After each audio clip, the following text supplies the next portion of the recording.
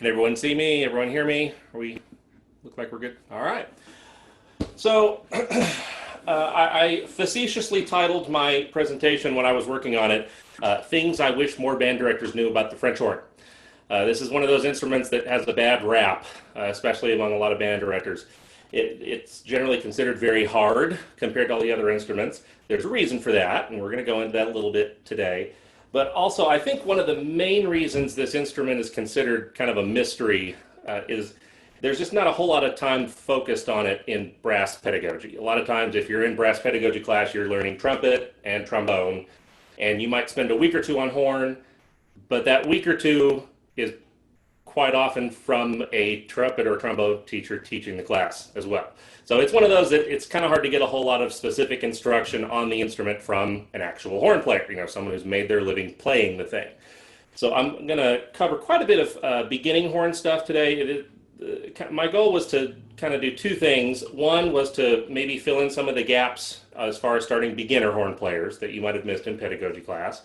And two, because we don't always deal with beginning players, we want to talk about some things we can do with older students in your older junior high grades or even high school grades as well. Things you can do with your current students to also improve the quality of your horn section for them as well. So we're going to start with what makes the horn different from the other brass instruments. Let me see if I can grab the screen real quick. This is where the rap of hardest instrument in the ensemble comes from. You have a handout on the tech website, but I'm going to pull it up here so you can get it later if you want to. But this is the main problem you deal with horn players.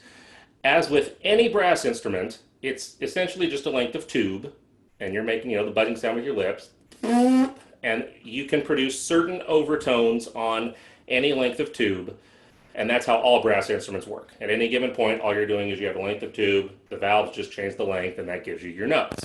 Well, for most brass instruments, we tend to start with our open notes with no valves down. And I have up here, this is the Overtone series, or the possible notes that a trumpet can play open with no valves down. Now you notice the common playing range here, you got middle C, second line G, and then third space C.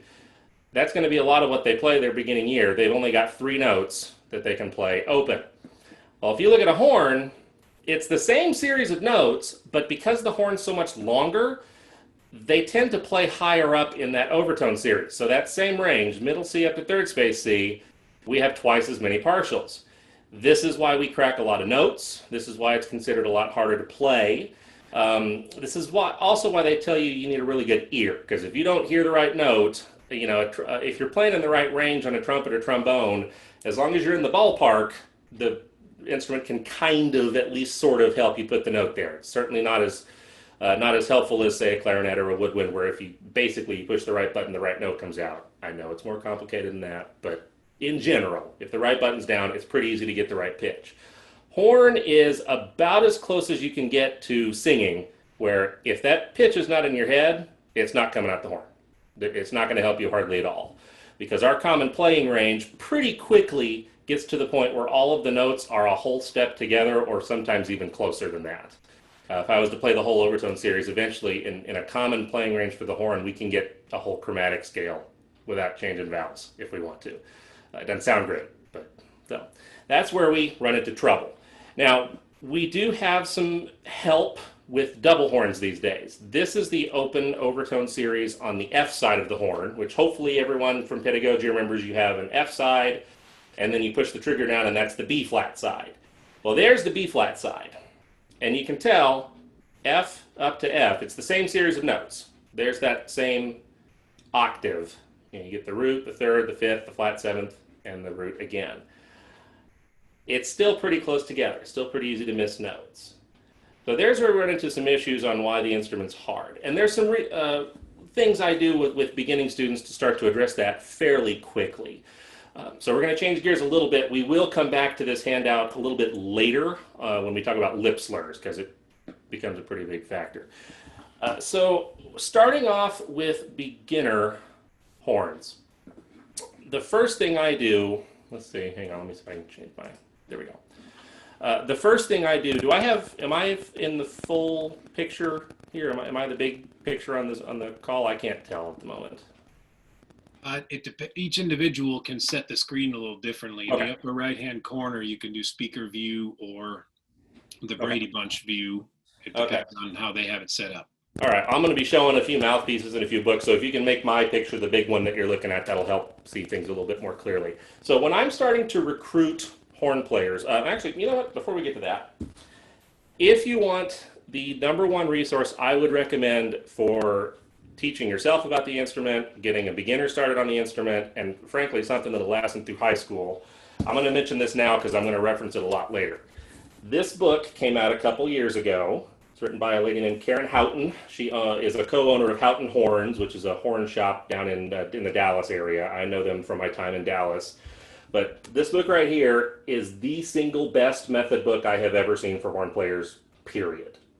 Like, bar none. We didn't have anything like it before. It's really thick. It's got a lot of information in there. It's written for kids and with kids in mind. It's got a lot of pictures. It's pretty simple, but it's also written with band directors in mind. If you want to review some of the basics, it's got some equipment recommendations in there. But we're going to keep coming back to this. But I put a link to it in the handout. And when I emailed Karen to tell her I was going to be plugging her book, she gave me a coupon code that I could pass along. So in the handout, if you click the link, there's also a coupon code for, I think, 15% off if you want to get any of them. We'll reference it more later, but best thing you can do is get hold of that book, because it'll frankly has a lot of the same information we're going to talk about today, because we agree on a lot of our basic pedagogy. So let's talk a little bit about equipment. Before you put any kids on them, you got to talk a little bit about what equipment you're going to give them. Most programs I've seen in the state at this point tend to start their beginning students on full double horns, and that's fine. There once was a time where those were a little more expensive than programs could afford, and they had to start students on single horns. I don't have a problem with that. I started on a single F horn.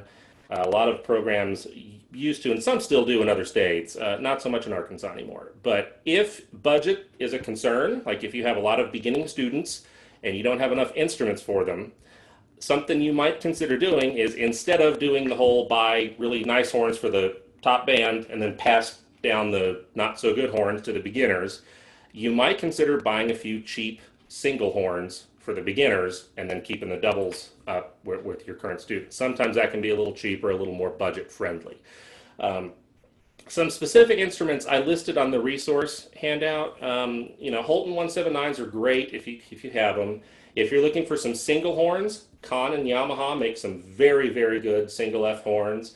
Going back already to Houghton, I'm going to mention them a few more times. They actually have a 3/4 sized single F horn that they sell brand new for $600. So if you're in a bit of a budget crunch for beginner horns, you can get a section of those. I think you probably get 4 or 5 of them for the cost of a good high school like Holton or a Kahn. So, that's a perfectly fine option. The single F doesn't have the benefit of the trigger with the B flat side of the horn. First year students aren't really going to venture into the range where that trigger becomes necessary for at least a year anyway. And if they do, that means they're good students, and practicing that range on the F horn will be good for them anyway. So I don't advocate against single horns at all. I would say if you're going to use a single horn for beginners, though, I would probably stick to a single F. You can get single B flats, but I don't recommend those for beginners. I think single F is a little bit better. So let's talk mouthpieces. This is probably the single thing I was most looking forward to having an audience of band directors so I could talk to you about. The 2 mouthpieces I see most often in my region, I live in Fort Smith, so in the Fort Smith region, and also the region surrounding Tech, I see this thing, the Holton Farkas Medium Deep Cup, or MDC. And around Russellville, I tend to see this one, the Schilke 31B. I don't like either of them at all, for 2 very different reasons. The Schilke 31B, we'll start with that one. There are 2 factors I take into consideration when picking a mouthpiece. One is the size of the cup. Or if it's too deep, they're going to have trouble playing high range. It's going to be really hard to get loud. Or they talked about, I know TJ talked last week about brilliant sound. It tends to produce kind of a dull sound if your cup is too big. The other consideration, which a lot of people forget to take into account is the diameter, or how wide the mouthpiece is, how much lip will fit into the rim of the mouthpiece. And I think that's partly because horn mouthpieces tend to have more variety on that than a lot of other instruments. I know trumpet and trombone mouthpieces, I know there's some variety, but it tends to kind of be in the same ballpark. We can have, we play a very tiny mouthpiece, and we have to play a large range with that. There can be a very wide discrepancy on how wide one mouthpiece is from another. As a matter of fact, if I hold these two up, you can probably tell one of them is significantly wider than the other, like noticeably, even on camera without great picture quality. Well, here's my issues with the mouthpieces. The Schilke mouthpiece, it's a little on the wide side. So if you have larger lips, which most beginners aren't going to because they're pretty young, that can be okay. The problem with this mouthpiece is the cup is a bottomless pit. It's one of the deepest mouthpieces I own. I actually pulled out this, this is a horn-specific, Lasky mouthpiece. They only make horn mouthpieces. This is the deepest cup they make. This is the E cup. It is not anywhere close to as deep as this one. So I hear a lot of students, especially at band camp, that come to my sectionals from surrounding schools. I won't mention any specific schools. And they have a lot of trouble getting loud and playing high. This is it. This is why. This one, the Farkas, medium deep, on the other hand, is the exact opposite. The inner diameter of this mouthpiece, I'm not kidding, I looked it up. It is the smallest inner diameter you can possibly find on a factory-produced mouthpiece. I did find a couple that were smaller, but they're custom, you're buying them to play like Baroque, super high, screechy stuff. Now, the problem with this one is it works fine for a lot of beginners, but then their lips start to grow as they grow. And if they get used to how it feels on the top lip, it starts to sneak up the bottom lip. And before you know it, hopefully we remember this from brass pedagogy, your mouthpiece is always supposed to be over your bottom lip. It's never supposed to go in the red. And if they keep it on the top lip, I fix a lot of embouchures in this region where they started with this mouthpiece and it crept up, and then they're playing in the red with what we call an Einsätzen embouchure. And they can't play high, and their sound's really fuzzy. And this is why. So those two mouthpieces, I'm not a big fan of for beginners. Now, for some people they work. For a lot of people, they don't. My recommendation for mouthpieces, my top one is a Holton Farkas, but instead of the medium deep cup, it's the medium cup. The cup is indeed a little bit smaller. It's still not very shallow. I know medium sounds like it's too small. This is the mouthpiece I play on a day-to-day basis. The Farkas is considerably deeper, so for whatever that's worth. I think the cup is just fine, but the rim diameter is the big thing. It's a little bit wider. They can get a little more lip in the mouthpiece without being too wide. I have several other recommendations that I put on the handout. This one's good. The Schilke 30, this is the 31B is the one that I see a lot, but the 30 is really good. The 29 is also pretty good, but it's a little bit wider. So maybe if you have a student that has pretty big lips and have trouble getting them into the mouthpiece, you might consider that one. But enough about equipment. You've got horns, you've got mouthpieces. Let's recruit some kids. So when you have band sign-up day and you're testing everybody on the instruments and you're seeing how well they buzz, there are a couple things I do that might be considered a little weird, but they tend to lead to better horn students. I picked this up from a band director around here. I won't mention them, but one of their former students is in the chat. I can see them. But they told me to ask the students what their favorite subjects in school were. I thought that was a little bit weird.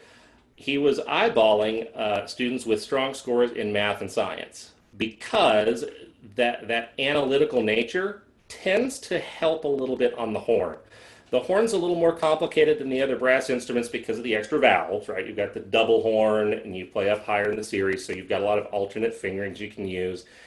And I think he was onto something. I think that analytical nature or being able to really be picky and dive into little details on the horn helps quite a bit. So, if you're trying to be picky about who you're signing up for horn, you might consider, asking them how they do in science, how they do in math, and, I don't know, the way that subject tends to make their brains work tends to bleed over into horn pretty well. The last thing I would say about recruiting students, I would not recommend skimping on the numbers of students just because the instrument is perceived as hard. Number one, there's always safety in numbers. If you have 8 beginning horn students, your odds of hearing the right pitch somewhere in there is much more likely. And number two, they can push each other along, and like if you have some students doing better, the other students that might be struggling can keep up quite a bit. I always recommend starting on horn if possible. I know a lot of directors start them on trumpet and then transfer over later. I have seen a lot of students be rather successful with that, but I have one big caveat for it. Usually what I see is they start a section of trumpets and they pick the bottom couple chairs and think they just can't play high notes, so let's put them on the horn where they don't have to play as high. Problem with that is, a lot of times, the reason they're the last few chairs, it's not because they can't play high notes, it's because they have a lot of trouble hearing the pitches. That's not going to get any better on a horn. The students that I've seen switch from trumpet to horn and have the most success were actually some of the top chairs in the section. So that can be a little. And for the record, TJ Perry concurs with that too. He's not found much success, frankly, either way. Horn players switching to trumpet or trumpet switching to horn. If I have this right, I think he has found more success with wildly different instruments. Flute players coming to trumpet and tubas switching. That was actually the next thing I was going to say is I know the common idea is switching from trumpet to horn because the mouthpiece is so similar. I actually don't like switching from trumpet to horn because the mouthpiece is so similar. You know, if you start on a completely different instrument, then you have to relearn the embouchure from scratch. That's a lot of times better than the potential confusion you get. For that reason, a lot of times if I have students wanting to play in jazz band, they want to play trumpet in jazz band, I'll recommend they play something other than trumpet. I have a lot of students play piano, oddly enough, in jazz band.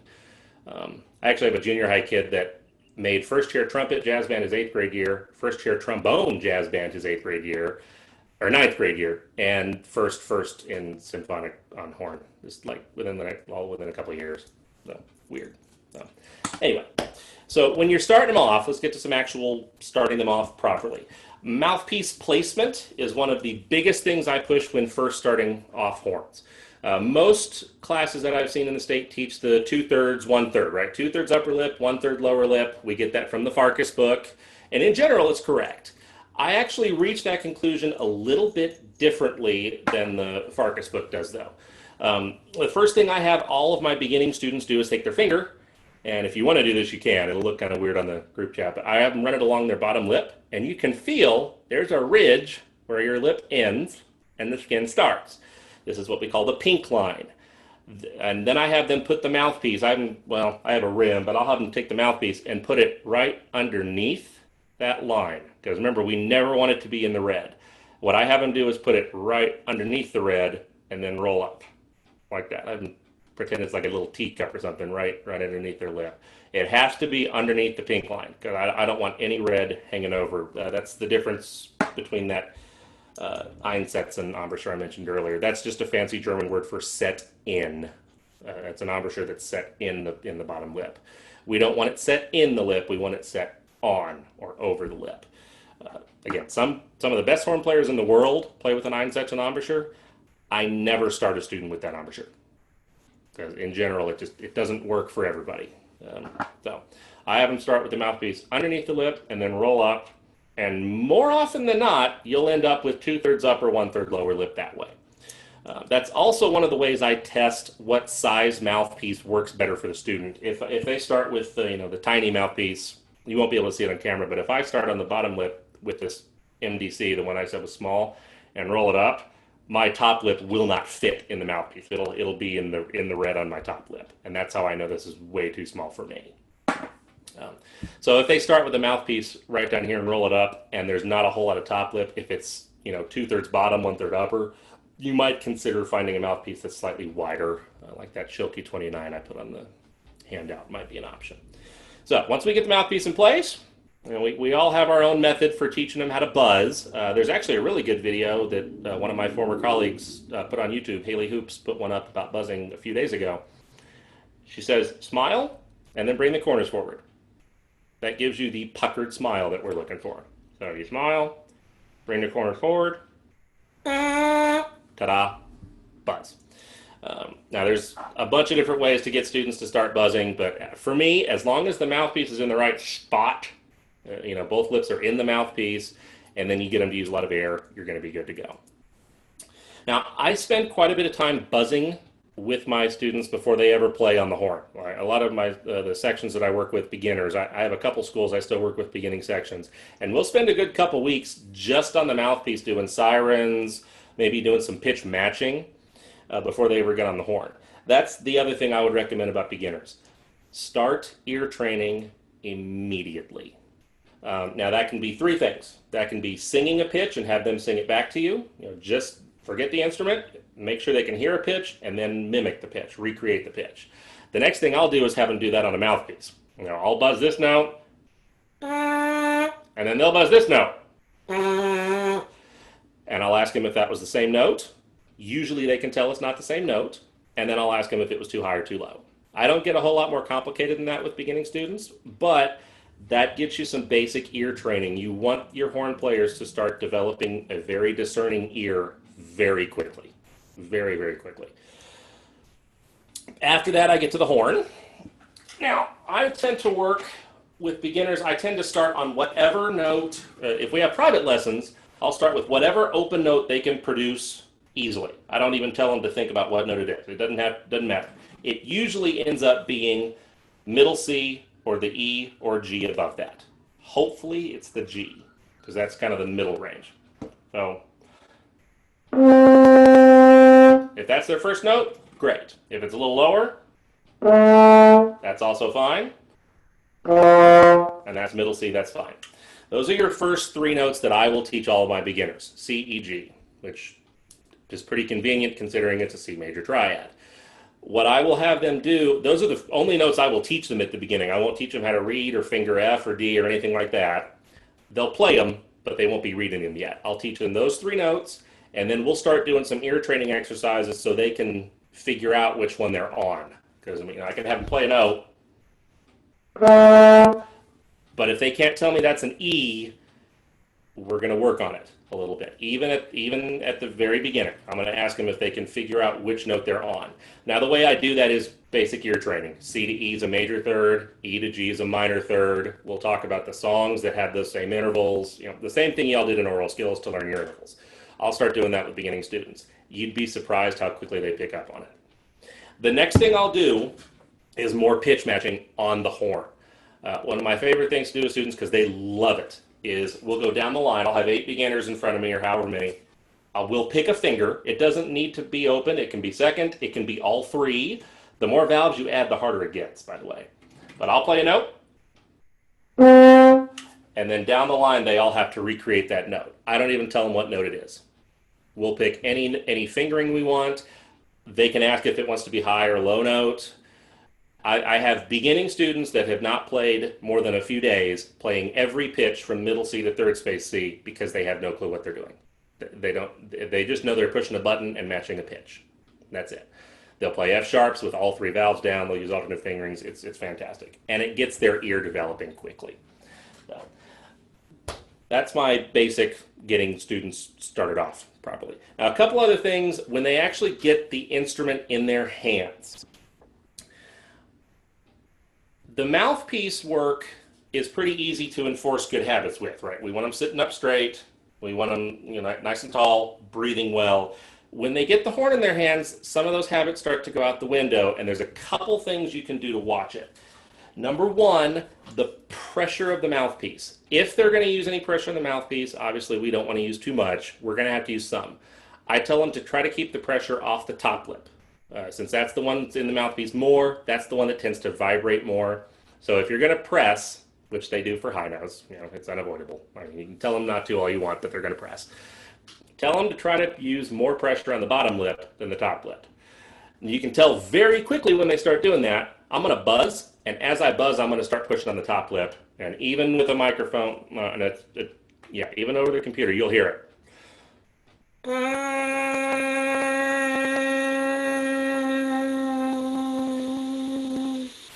It'll get very airy. You'll be choking off the vibration of the top lip, and that's how they lose the pitch pretty quickly. That's actually going to come back a little bit later when we get to some more advanced stuff. But in general, you want to tell them to keep the pressure off the top lip. Now, when they start to hold the horn, if they have a full double horn, it's going to be pretty heavy. I have a slightly unpopular opinion in the state. I make all of my beginning students play off the leg from their very first year. And it's not as hard as you think. I have tiny, tiny female students that can barely, like, the thing's bigger than they are, and they can hold it off the leg with a couple modifications.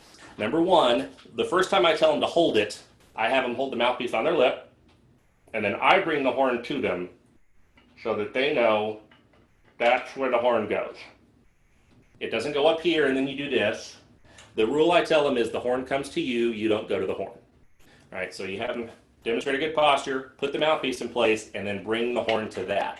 Otherwise, what you'll probably have is they'll put it on their leg, they'll put the bell on their knee, and the horn will be about this high. So they'll have to do this, which is not ideal for anybody. And the problem is, if they get used to playing on the leg and they start growing, they'll hit a sweet spot for maybe half a year where they can put it on their leg and it's perfectly at the right angle. And then beyond that, they grow too tall and they have to start looking down and they really start messing up their air. And also when they look down, they start pushing on the top lip too much. So I avoid all of that by just having them play off the leg from the very start. The way I do that is with a modified hand position. That's actually I've been doing this for a while, but I was very happy to see the exact same thing recommended in this book. It made me grin very wide. My beginning students play with this hand position. They just hold the bell. Now, a lot of directors will look at that and say it's sacrilege, you have to have the right hand position. For the first year, my beginning students are worried about hitting the right partials, getting a good sound.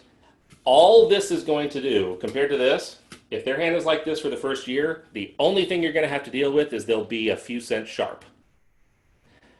And for most horn students, the beginning year, perfect intonation is not the most important thing in the world, right? We can start worrying about that later.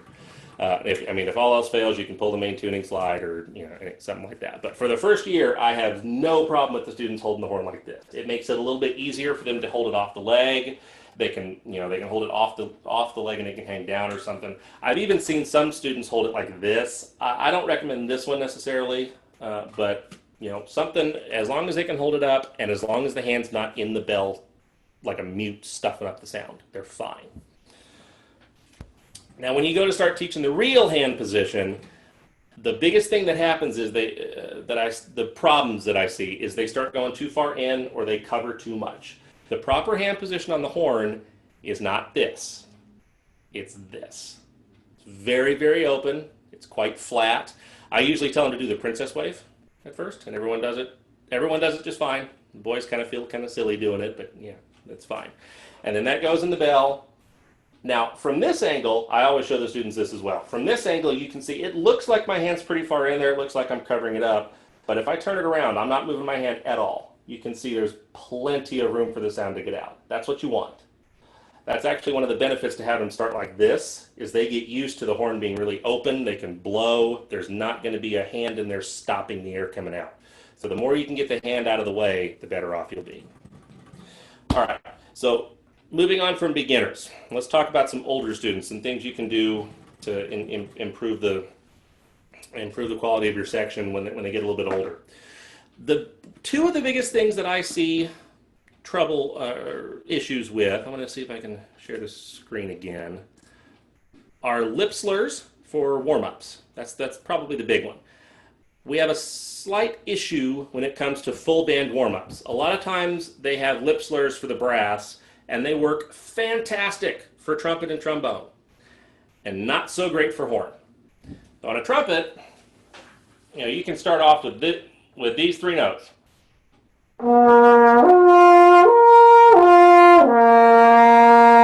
There are two issues with that lip slur for the horn. Number one, it's a little high. That's what that looks like, and I'm having to skip a partial. So if a trumpet is playing those three notes, the horn has to play that note, and that note. We have to skip partials, and it goes quite a bit higher than I like going. So what I like to do is modify them for the horns a little bit. And I'm not going to go into every possible permutation, but this second page of the handout gives you some ideas. If the trumpets are playing their typical CGC,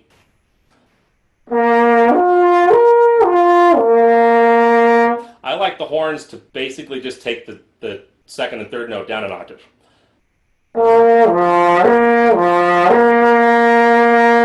It becomes more of a middle range lip slur, maybe even a slightly low range lip slur as they follow the fingerings down. I like that. I like it a lot. One of the biggest things I see for advancing students is they expand the range upwards and they don't expand it downwards.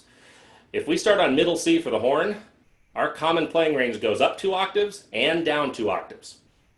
I often will see students that can go up to 2 octaves and can barely make it down 1 octave from middle C. So don't neglect that low range, even with your beginners. I like my beginners to be able to hit a low F, a low middle C, fairly solidly by the end of their first year, ideally. Now, a couple other things you can do is you can actually change what note of the chord they're playing. So if the trumpets are playing their C, G, C, if the horns played there or started on the same partial, but then just played the adjacent partials going up and down, what you'd end up with is this harmony. We'd be in unison on the B flat. You'd have the third and fifth together, the fifth and octave together, and then coming back down. You end up with lip slurs that make chords. It's pretty cool. It sounds kind of neat. It's ear training for them, so there's some definite possibilities there. That's just one possibility. You can experiment and come up with whatever you want as long as you have the Overtone series down well, and it's on this handout for you. Another thing you could do is if trumpets are playing lip slurs slowly, the horns could fill in the gaps, right? So while your trumpets are playing,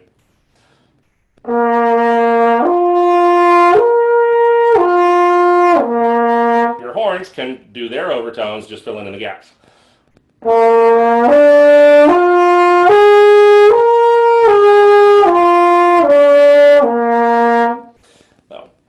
I will say, if you're doing this one, this answers the issue of skipping partials. It does have them going up to the top of the staff in the first exercise. So I don't know if I'd recommend this one right at the beginning of a rehearsal. Maybe if you've done a Remington or a long tone or something, but I wouldn't make this the first thing they play.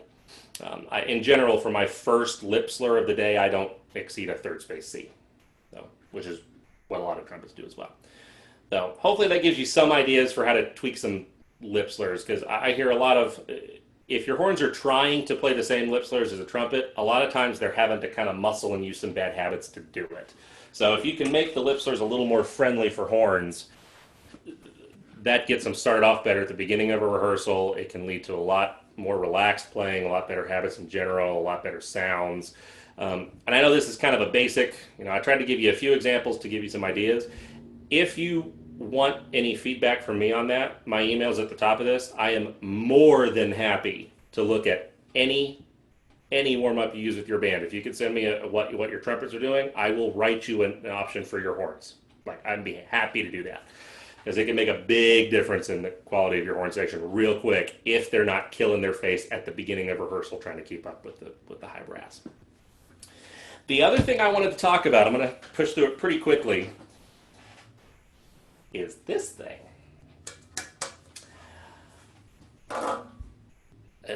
Not the first time I've said this in the class. My controversial opinion on the mellophone. It's not the worst instrument known to mankind. I probably have some of my students in the chat looking at me like I have horns at the moment. The problem with the mellophone is, I'm going to reference back to a few things we talked about earlier, and you'll see what I mean. Number one, the mouthpiece. If your mouthpiece for your mellophone looks like this, it's a trumpet mouthpiece. It can say mellophone mouthpiece all you want. At best, it's a flugelhorn mouthpiece. If it has a trumpet shank, and especially if the rim looks like a trumpet rim, it's a trumpet mouthpiece. And you're going to have the same issues as if they were switching to trumpet and jazz band and going back and forth. You have a mouthpiece that's similar, but just different enough that it can confuse people. So what do a lot of people do? They get one of these things, a little adapter, they put it in there, and then they can take their regular mouthpiece, mine's in my horn, and put it in there. This has its own set of problems. So let's start with the trumpet mouthpiece. This is what the instrument was designed to take. Here, I'm gonna stop the share so you can see me a little better. This is what the instrument was designed to take. The tapers on the end of the mouthpiece, on the shank, fit the horn. So the pitch slot's a little bit better. The resistance is better. It plays better with this mouthpiece. So the problem with this mouthpiece is not the instrument, it's your students. You have a horn player going from a horn rim to a trumpet rim, a horn cup to a trumpet cup. It can affect their horn sound when they go back to concert band real quick. You'll end up with a bunch of blasty horn players with not good sounds and no low range really, really fast. Well, the adapter flips that. They've got the mouthpiece they're used to, the cup they're used to. It makes the instrument sound a little more like a horn. If you put a trumpet mouthpiece in what's basically an F trumpet, it's going to sound like a trumpet. Now, some directors like that. I don't. I like my mellophones to actually sound mellow, like a horn. But it's okay. The problem with the adapter is this mouthpiece is not designed with the tapers in mind to match the lead pipe on this instrument. So the adapter it makes the mouthpiece fit in there without falling out, but you mess with resistance. I've noticed, I didn't even notice this till I found the other thing I'm going to show you in a minute, but it makes it way more stuffy. It's really hard to get loud, and it also messes with pitch really bad. Once you get above the top of the staff, which it's mellophones, they like playing above the staff there because it's easy to play high notes. The problem is that it can legitimately be a quarter tone flat by the time you get to an A or anything higher than that. It can be really, really bad. And that's not the player's fault, that's the mouthpiece's fault. Hey, Evan, we had a comment in the chat that we couldn't see what you were talking about. Mr. Johnson, did that get resolved, or can we go back to clarify? Okay, he's nodding and thumbs up. Okay, wonderful. Well, that leads me to the other thing. If nothing else in this session is remembered, remember this, because it could save your horn section. This is a hybrid mouthpiece. They're relatively new. This one's made by Jupiter. It's about $40. You have to get it from a Jupiter vendor. You can't get it online. But any music store that sells Jupiter products, which is all of them, we have Sade here in Fort Smith. I'm pretty sure Cooper in Russellville has them as well, or can get them as well. I put the part number on the handout so you have it. You have the exact part number and everything. But this is a horn rim and cup where the shank has been changed to be a trumpet shank, and it fits. It takes the best of both worlds. It feels like a horn mouthpiece. It sounds more like a horn, but it fits the instrument a lot better so that the pitch is better, the resistance is better, they can get louder. It's a little brighter than with a horn mouthpiece, but that's okay. It still sounds like a horn, it just sounds like a really, I don't know, in-your-face horn. So I'm a big fan of those. I actually had mine, you can tell mine's bent. They don't come like this. I had mine bent for the other issue that Mellophone presents. So if you solve the mouthpiece issue, if they're holding it perfectly straight, remember we talked about you want more pressure on the bottom lip because you don't want them push on the top lip. If they're holding it perfectly straight, it's going to be equal pressure, but most schools that I've worked with don't like perfectly straight, they like slightly angled up. Well, what's that going to do to the top of the mouthpiece? There are two solutions to that. So if you want to avoid them jamming the thing on their top lip, which will kill their sound quality really quick. It'll be a lot harder to get a full sound. The two things that I suggest, number one, if you have one, like a mouthpiece like this, or even if you have a spare mouthpiece that you use for your mellophone, you can get it bent like this very easily. I actually, last time I was at Houghton's shop, they did this for me for free in like 5 minutes. So if you can bend it, that lets me keep the angle right here while keeping the horn aimed straight out. The other thing I have my students do is I have them stand up nice and tall and slightly look up. I have them adjust their head. So they have the horn like this, they look up just a little bit, and all of a sudden, more pressure here, they keep the lip off that. And I know sometimes that can mess with the angle of the hats and stuff, but it's a compromise that, but anyway. So mellophone does not have to be the thing that kills your horn players in marching season, and they have to get over it once January rolls around. If they have a mouthpiece that they can switch back and forth from a little bit easier, and if they know how to produce a good sound, not jamming in their top lip and kill their face a lot quicker, it can actually. I actually like going to pep band games here at here in Fort Smith and playing mellophone because it's good high range work. So. The last thing I wanted to talk about really quickly for older students is seating them in a band. Okay, so a question just popped up. B-flat marching horns. They're okay. I will say, if you have B-flat marching horns, which a lot of programs still do, I've seen programs with B-flat marching horns give their horns B-flat horn parts. I don't like that. I would still give them F parts, because that way what they hear in their head is an F. Like, they kind of get an idea of F is here. If you give them a B-flat horn part, their F is all of a sudden where they're used to middle C feeling. It's going to feel lower. They do that for fingerings. Well, the thing is, B-flat horns are exactly the same as concert horns with the trigger thrown down. So just have them learn all their B-flat fingerings on the horn, and it'll carry over to mellophone. They can carry it back to concert horn. They can play the B-flat marching horn and the concert horn with the trigger thrown down, and it's the same fingerings for the same notes. All right, that was kind of a quick aside. Seating horns in a concert band, that tends to be a question I'm asked a lot from various band directors. The number one rule that I have for seating horns in an ensemble is the first horn should be on the left. A lot of instruments don't do that, but you want the first horn's bell aiming at the second horn, and vice versa. What that does is that lets your section leader lead the section because they can listen up.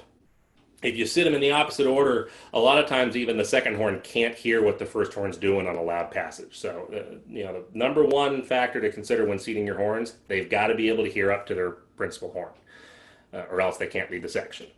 Now, where do you put them? You can put them on one side of the band where the first is on the end, and then have the first on the end of a row and going in. I've sat in bands doing all three of these, by the way.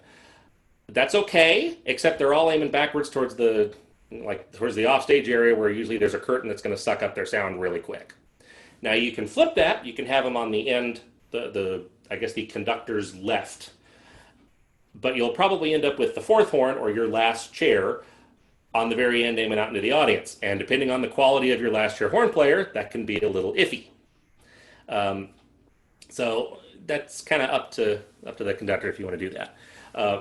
My personal favorite is I like them smack dab in the middle, like straight in front of the conductor, but in the back row, ideally. Back row or second to back row.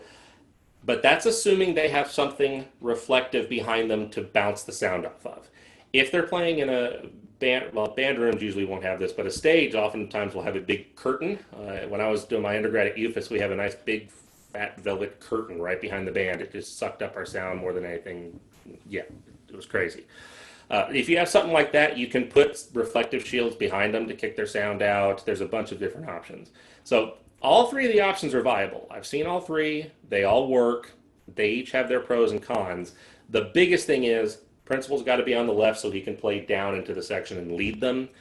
And beyond that, the next most important thing is they've got to have something to bounce off of to get their sound out into the audience, if possible.